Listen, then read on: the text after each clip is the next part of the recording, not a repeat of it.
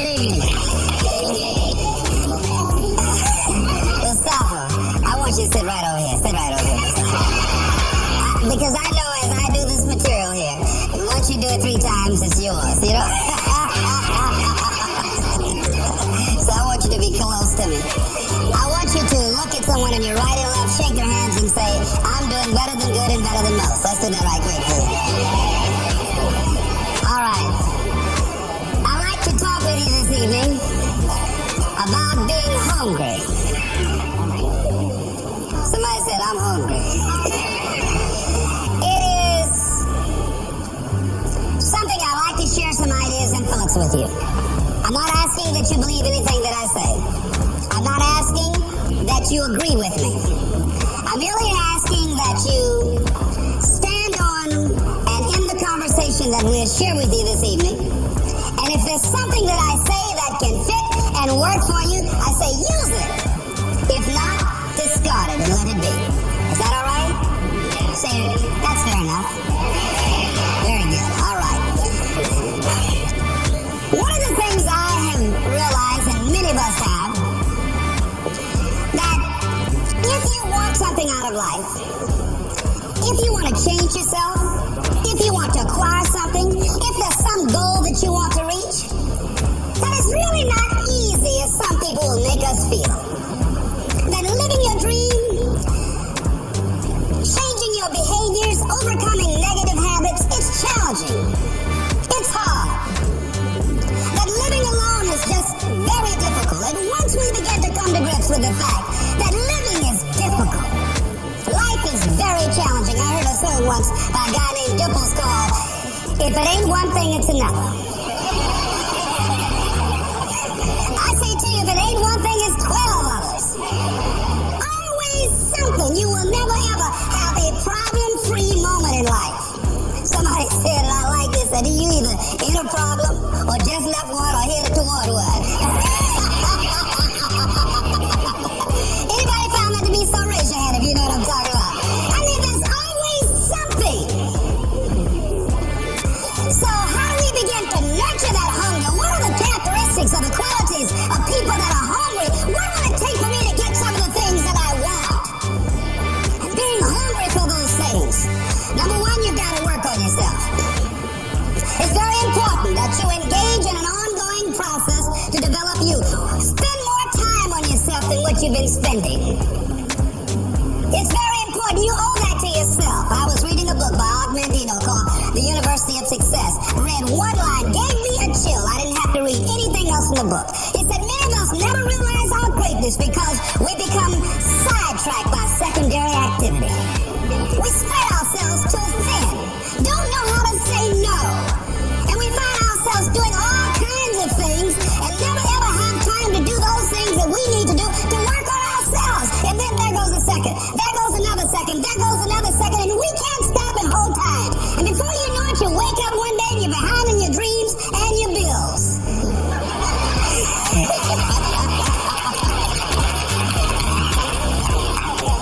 So decide that you're going to take some time to work on you, that you deserve that from yourself, that your life deserves some prime time, because you are creating your own production.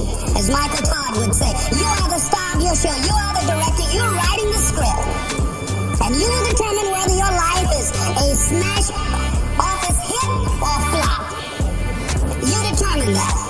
Working on yourself, talking to yourself, that's so very important.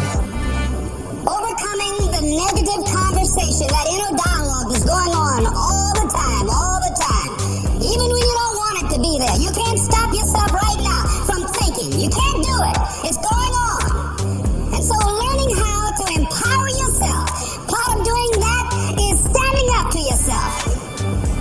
You've got to stand up inside yourself sometimes and say, shut up!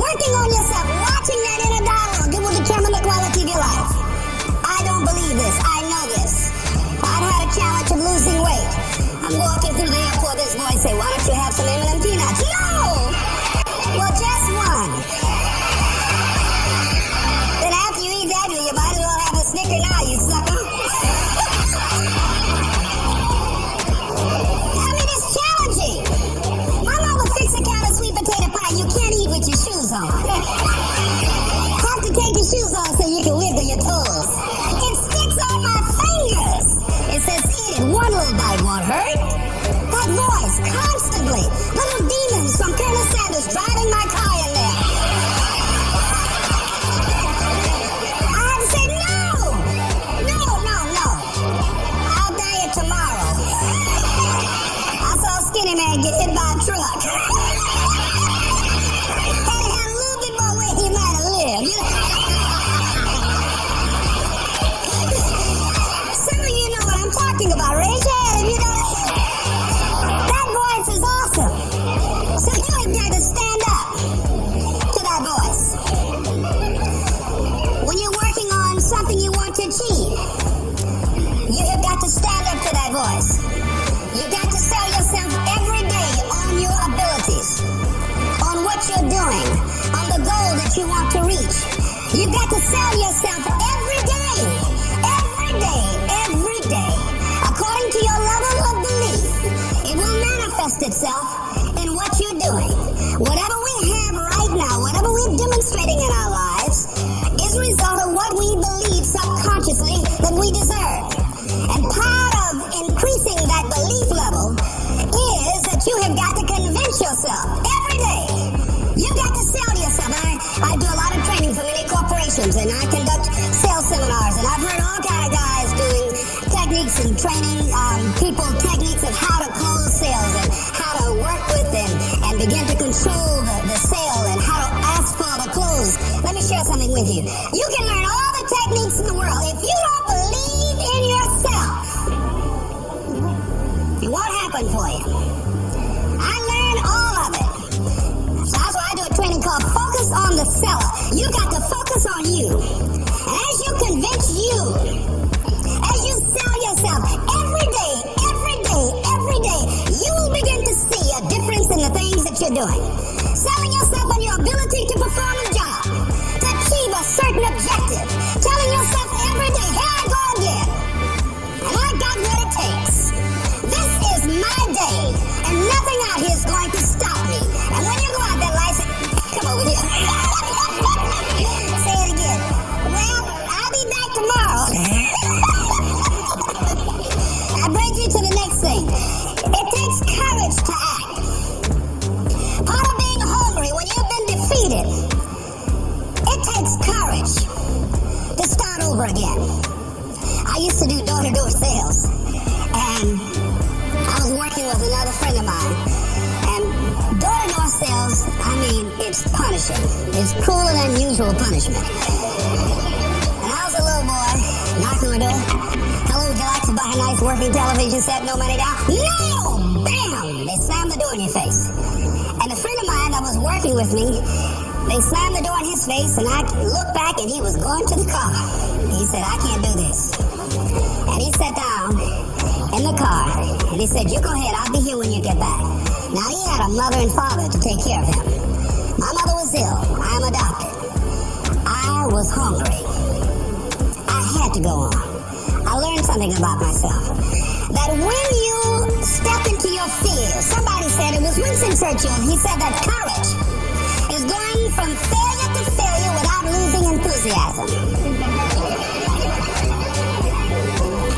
When you step into your fears and continue to push yourself to go on, something happens for you. It will enable you to transcend yourself. I went to the next door. You like to buy a nice working television? No! Bam! Went to the next one. No! Bam! After a while, I no longer took it personal. And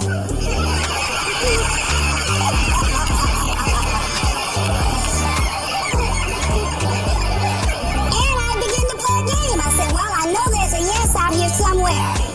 And I'm going to keep on until I find it. And I'm not going home until I do. And I continue to knock on doors. And then somebody eventually would say yes. And I said, are you sure? And I would go in there and I would get the sale. When you have something you want to do, if you don't develop the courage to do that which has been given you to do, and you spend a lot of time going around trying to convince other people and trying to get their approval, what will happen is that you will lose your nerve. And other people will convince you that what you're doing doesn't have any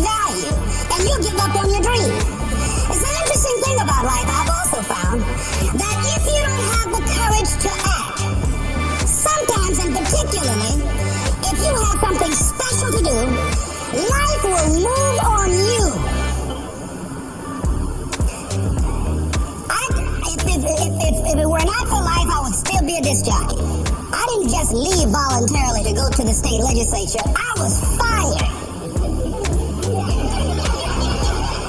I was working on a job, and I came home one day. I was married at the time. I told my former wife, I said, that guy Bert I work for is stupid. She said, if he's so stupid, why does he sign your paycheck? Now you see why I divorced her, right? I couldn't stand her. That night, I could not sleep well.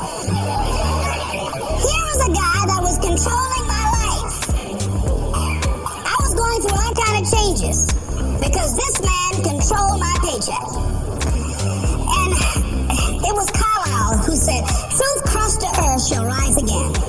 Winston Churchill said the truth is incontrovertible. Malice may attack it, ignorance may deride it, but at the end there it is. And we know scripture that says, ye shall know the truth, and the truth shall set you free. And the truth that I had to come to grips with, that I wasn't in charge of my destiny. The truth was that I wasn't giving all that I had. The truth was that there are some things that I wanted to do, but I didn't have the courage to act on those things. And the truth was that Bert Charles was a blessing to me. He made life so miserable for me, I had to start looking at my life differently. I started going to work earlier. I started being the last one to leave there. I started working harder than anybody else. The other guys could not. Why would you work so hard, Les? I said, I'm not working for them. I had been cheating, Bert, I thought. I've been cheating myself and my family. Wherever you are, whatever you're doing, do it with everything that you have. Develop the habit of giving more than what you're paid for. Develop a habit of setting standards that others will be measured by. Someone said, do not go where the path may lead, but go where there's no path and leave a trail. Alright? It is easy to be negative today. It is easy to have low morale today. I was at a corporation and they're going through downsizing and going to lay off some 1,500 people over the next few weeks. It's very depressing there. And those people that stay there 9 times out of 10, they're just going to do just enough to keep from getting fired. Anybody can do that. But if you can begin to harness yourself and say that where I am, I'm going to do the best I can with what I got because that is an expression of who I am. If you get into the habit of just being mediocre, it will become a part of your consciousness. If you get in the habit of giving less than what you have it within you to give, it will begin to reflect itself in your personality. It will begin to damage you psychologically. You don't want to be a part of that kind of self-destructive behavior. And so you want to set some high standards for yourself. The next thing, part of what feeds that hunger, you've got to develop a sense of urgency. Aurelia said, stop living your life like you have 1,000 years to live. In life, you're either here today and you're gone today. If there's something that you want to do and you can't do it all at one time, do just a little bit of it. I like what Robert Schuller says. He said, by the yard is hard, but inch by inch, anything is a cinch. Do just a little bit of it. A friend of mine, Bobby Kerr, used to be a roommate. Bobby wanted to go into the area of public relations. He loved working with the public. Young lady you wanted to marry named Clarice. Bobby was a great procrastinator. Pretty soon the job where Bobby worked, they transferred him to another location. He went out to celebrate with the people on that new job site.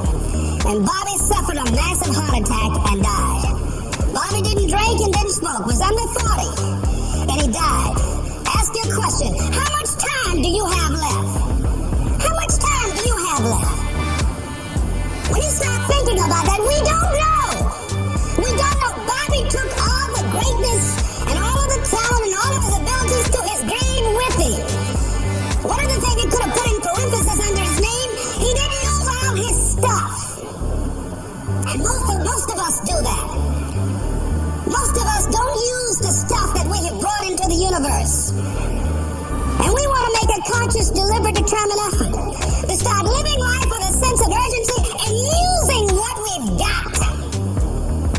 Using ourselves up. Sharing what we brought into the universe to share. Because if we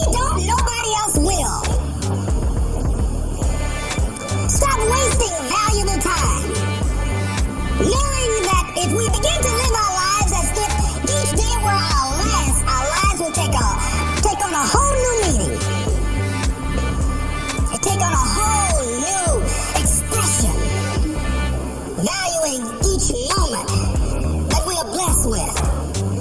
The next thing that begins to nurture that hunger, honor yourself as your word. Don't give your word out lightly. When you throw your word out there and you don't honor it, it makes a statement about you. If you decide to maintain a sense of integrity with yourself, that if I speak it, I'm going to live it. It's who I am. And I'm going to be very cautious in how I give my word to others, and most of all with the commitments that I make to myself. Because I want my life to reflect my words and honoring who I am and what I express. Another challenging area in terms of nurturing and developing that hunger in yourself is learning the art of becoming single-minded. Learning how to concentrate. Learning how to focus in. And you'll be surprised at the things that you're able to do. When you learn how to block things out, when you learn how to keep thine eyes single, you'll be surprised at the ideas that will come to you, of the people that you'll be able to attract, of the opportunities that you'll be able to see. You'll begin to see things that have been standing there looking you in the face and I can't believe this has been here all this time. Here's a habit that I do. Maybe it might be of some value to you. I get up in the morning and I start writing what great ideas that I can think of today that can improve me and that will enable me to reach my goal. And I just let my mind flow. Sometimes I write 15, 20 ideas. Some days it's more difficult than others. One idea can change your life. One idea can turn your life around. Deciding that you're going to focus to develop your skills. A guy was the new owner of a baseball team that was in the basement of the league when he took it over. He went to the pitcher and he said, "What is your best throw?" He said, "Well, I got a good curveball and I got a good fastball." He went on talking about his different throws. He said, "But tell me this, what is your best throw?" He thought for a moment. He said, "I got a good fastball." He said, "That's all I want you to work on. Nothing else. Just develop your fastball." The next year, they went to the World Series. Most people don't know where their fastball is. Most people go through life never discovering what their talents are. Most people never develop their talents. They have skills and abilities, but if you don't nurture them, if you don't develop them, they will never serve you. Your gifts can take you many places if you develop your gifts. Most of us don't like to do those things. It comes easy to us. I've always loved to talk to people. I decided, taking this advice, to develop my skills as a speaker. And my gift has developed and it's taken me many places. You have something that you brought to the universe. And that if you decide that my life deserves my developing, this is what I do well. And becoming the best at it and mastering myself and seeing what I have within me. If you decide to drop your buckets where you are and develop your gifts, I grant you, you'll never ever be without. I grant you that your gifts will take you places that will literally amaze you. I grant you that if you begin to work to develop your gifts, you'll develop a strong sense of happiness. You'll get a larger vision of yourself. Because part of beginning to get a larger vision of yourself, all of us need some area of our lives where we can have a feeling of competence. And people know when they think about this area, that's something you do. That you eat and sleep that. That you do that. You do that. And people know it. And you know it. And you know that you know that you know this. If you don't know anything else, you know this. Can you tell I know what I'm doing? Hell no.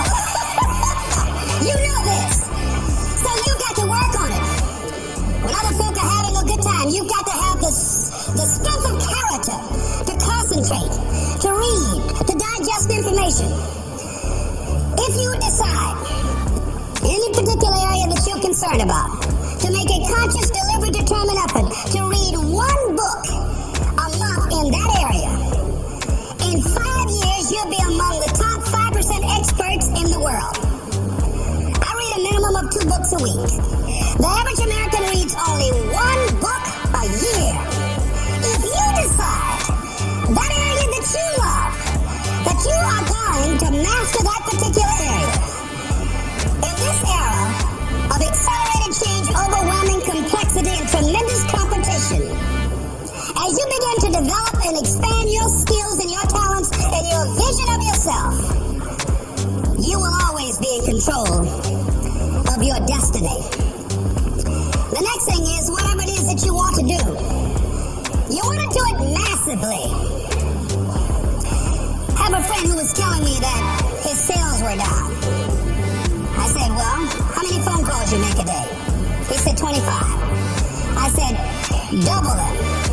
Make 50 or 75 or 100. He said, oh man, that's just too much. I said, what do you mean too much? You behind on your bills? You talking about too much? You know one way to get back on your feet real quick is to miss 2 car payments?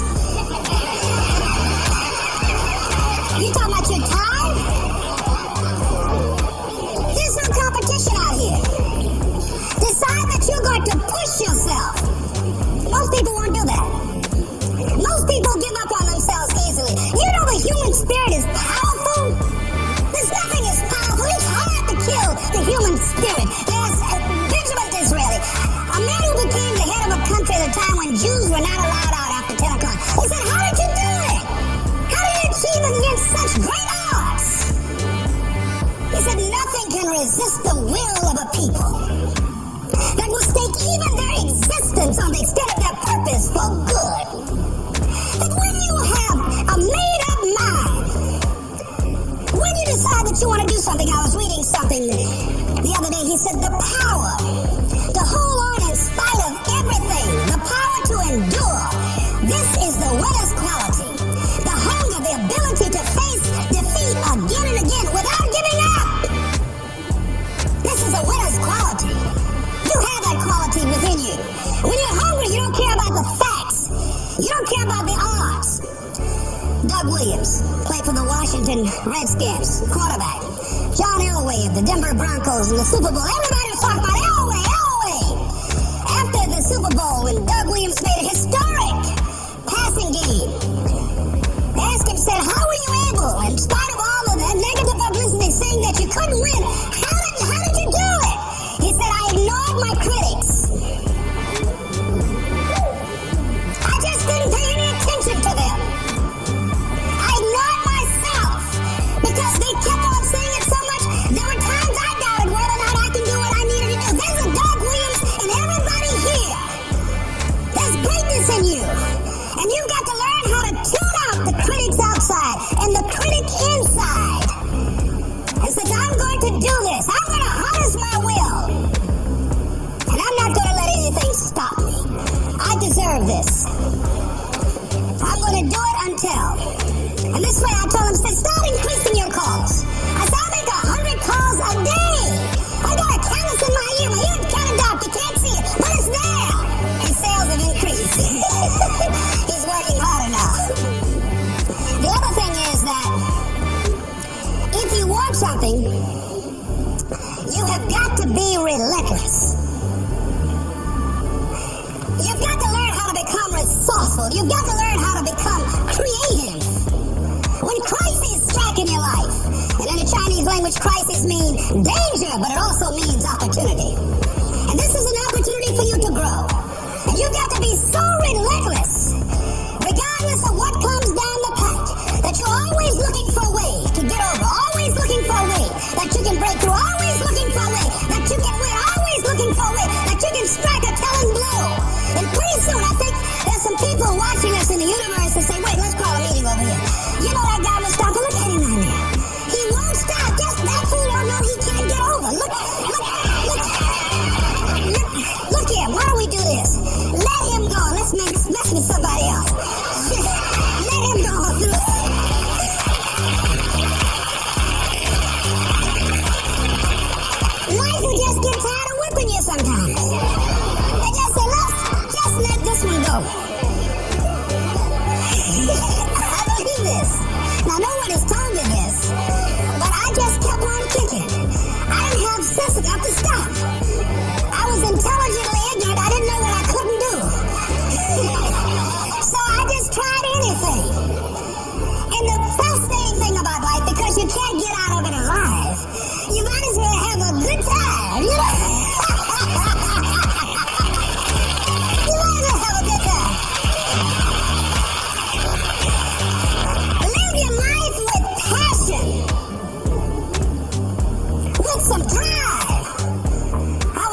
a seminar the other day, and I mentioned that I was going to do some training in August with some young teenagers and take about 100 away to a 2 or 3 day camp and wipe them out. I've been working on this. So after the speech, one of the parents walked up to me and said, Mr. Brown, I'd like for you to do something for my son. He's not motivated.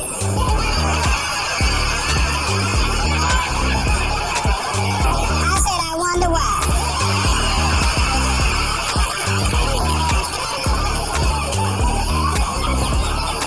I wonder what's wrong with him.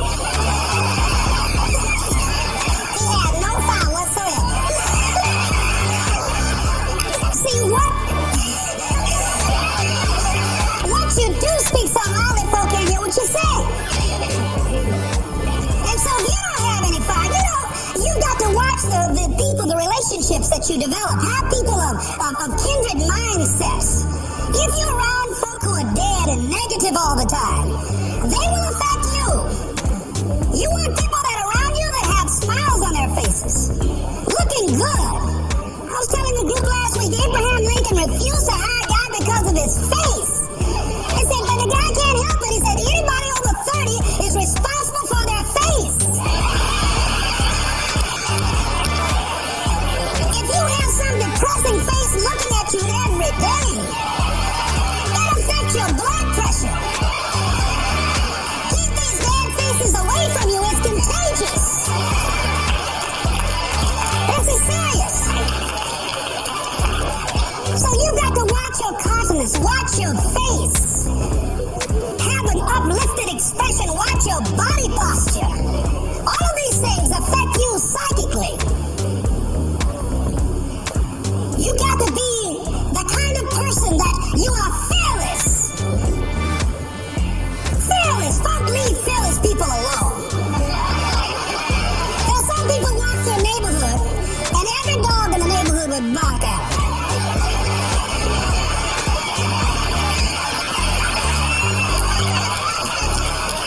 But there's some people come through and ain't nobody gonna mess with this.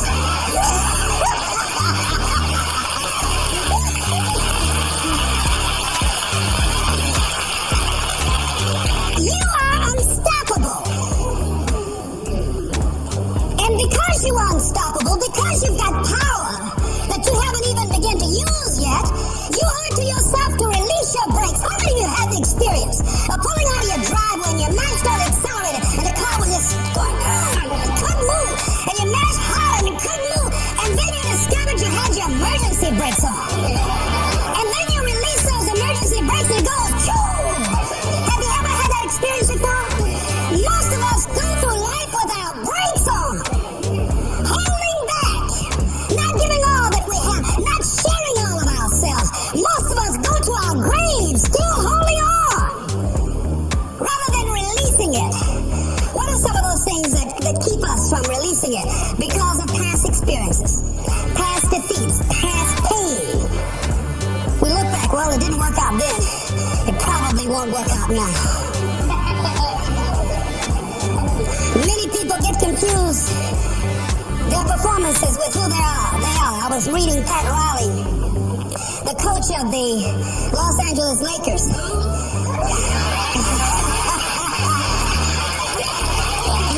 But you're going to like this quote here. After the Trailblazers had blown them out of the water, and I'm sure he said this last night, they asked him, how do you feel? He said, tonight we were exposed for what we are right now. You see? That if my speech tonight doesn't work, it doesn't mean that I'm a bad speaker. It means that what I did didn't work tonight. And I've got to separate what I do from who I am. And I've got another shot. See, the last chapter to your life has not been written yet, and it doesn't matter about what happened yesterday. It doesn't matter about the things that you've done that you feel guilty about. If you want to do it today, you're convicting an innocent person. You've been reborn to a new state of consciousness. And as they say, if we knew better, we would do better. And so you begin to decide, I'm not going to be denied. I remember I was telling someone and they asked me, would you repeat that again? I was interested into broadcasting. I'm a doctor, and that was my key out. I wanted to make my mama proud of me. I was very much appreciative of what she has done for my brother and sister and I. And that was my way out. And I went over to a radio station, asked the guy and told him that I was interested in broadcasting. He looked at me in my straw hat and my overalls. He said, "You have any broadcasting background?" I said, "No, sir, I don't." "What do you do?" "I cut grass." Young ladies asked me what kind of work I do, and I was working on a garbage truck. I say, "Well, I'm a sanitary technician." He said, "We don't have any job for you." I decided that was something I was going to do. I decided I'm unstoppable. I'm going to go up in here. I'm going to do this. I started going to the radio station every day, developing a relationship with the people that were doing what I wanted to do. And that's what I encourage you to do. Whatever area you want to go and find people that are doing it the way you want to do it and develop a relationship with them. When I decided to go in this area, I wrote letters to Dr. Norman Vincent Peale, to Zig Ziglar, to Dennis Wheatley, all of the giants in this area. And I said, "This is something I want to do. I've been following your career. Would you help me?" Dr. Norman Vincent Peale answered my letter, did an article on me, wrote about me in the most recent book that he issued, and done many broadcasts about me. I wanted to develop a relationship and rapport with those people that were achieving those things that I wanted to achieve. By the same token, I would go to the radio station, and I developed a relationship with the guys. And they used me as the errand boy when they needed some food or someone to go pick up entertainers that came into town. Temptation singing "My Girl," Jerry Butler singing "For Your Precious Love," Sam Cooke singing "Darling You Send Me." I would pick up the entertainers at the airport and drive them around in the disc jockeys, big Cadillacs. They didn't have any driver's license, but I was acting like I had some.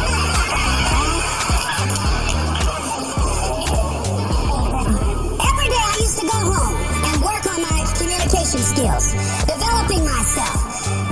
It was Whitney Young. He said, "It's better to be prepared for an opportunity and not have one than to have an opportunity and not be prepared." Start working and developing yourself now and prepare yourself for what it is that you want, because you expect to get it. And when the disc jockeys were in the control room, I would go in and watch them and develop a trust level. They would let me stay, and I would watch and observe them working the controls. When you want something out of life, don't worry about how you're going to get it. How is none of your business.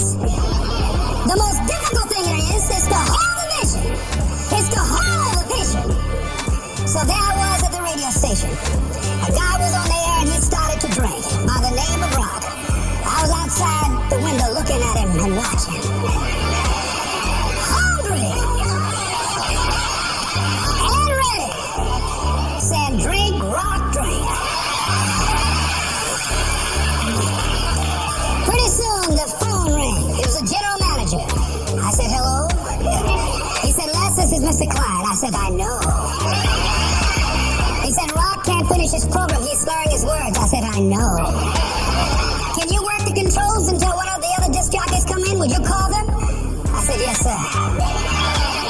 I hung the phone up. I said, "Now he must be thinking I'm crazy."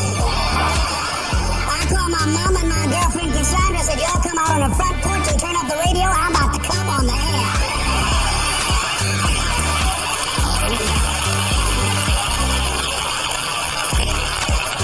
I waited about 15 minutes. I called him back. I said, "Mr. Klein, I can't find nobody." He said, "Well, why don't you go in there and work the controls until they get there? And don't say nothing here." I said, "Yes, sir." I couldn't wait to sit down at that turntable, Mustafa. I said, "Look out, this is BLB, Triple P, Les Brown, and Platinum Plan Papa. There were none before me, and there will be none after me. Therefore, that makes me the one and only. Young and saying I love Domingo, certified, bona fide, indubitably qualified to bring you satisfaction and a whole lot of action. Look out, baby, I'm your love man. I was hungry."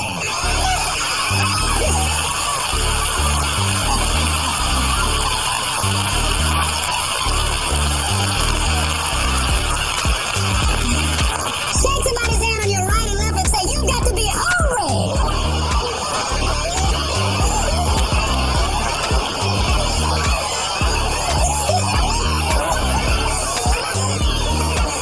Well, y'all something else, you hear me?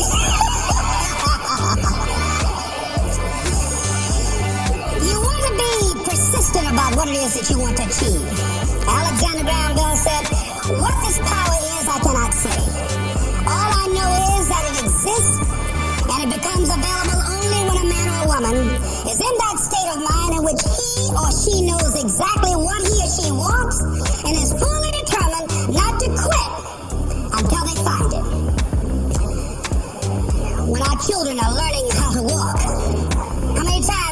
maybe attempt to walk and fall, and you just say, just sit down, don't try anymore. You've fallen 20 times. Just sit down somewhere. Busting your lip and everything, getting in folks' face. When will a baby walk? It will walk when it walks. That's when it will walk. Les, when will you be known nationally as the motivator? I will be known when I'm known. That's when I'll be known. Don't get caught up in, well, I tried it 4 or 5 times and things didn't work out.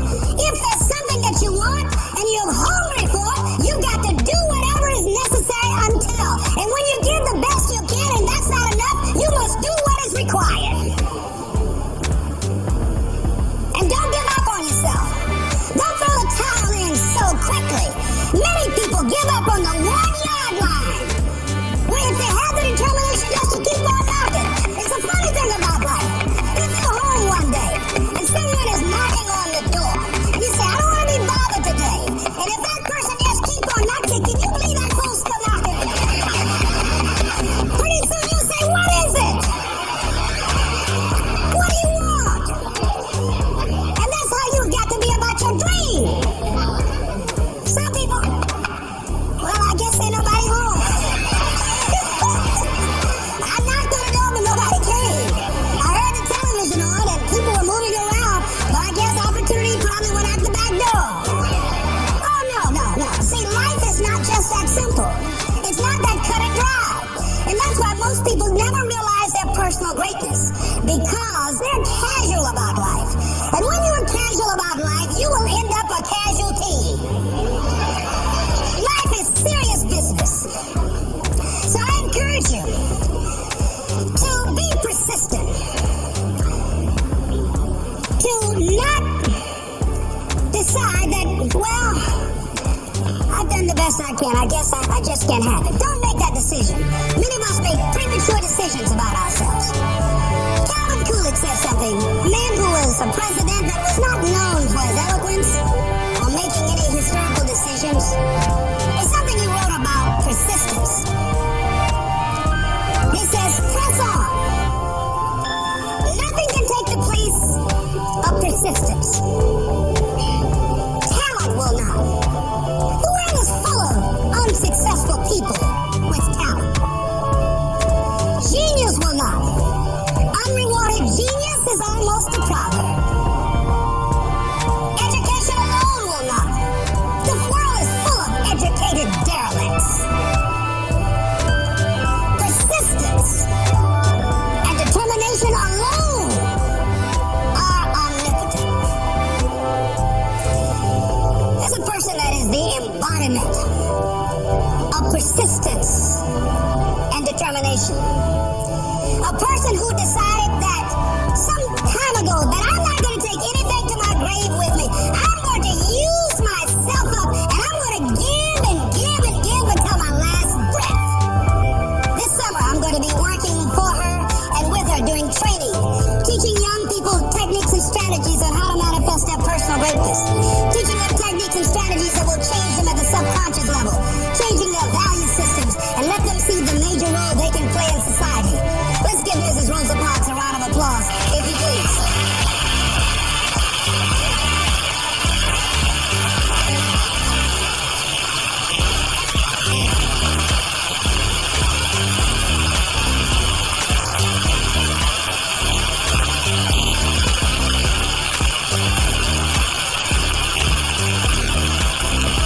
Here we are in the presence of greatness. Mrs. Parks, people here couldn't see you. Would you come up? She's such a beautiful person.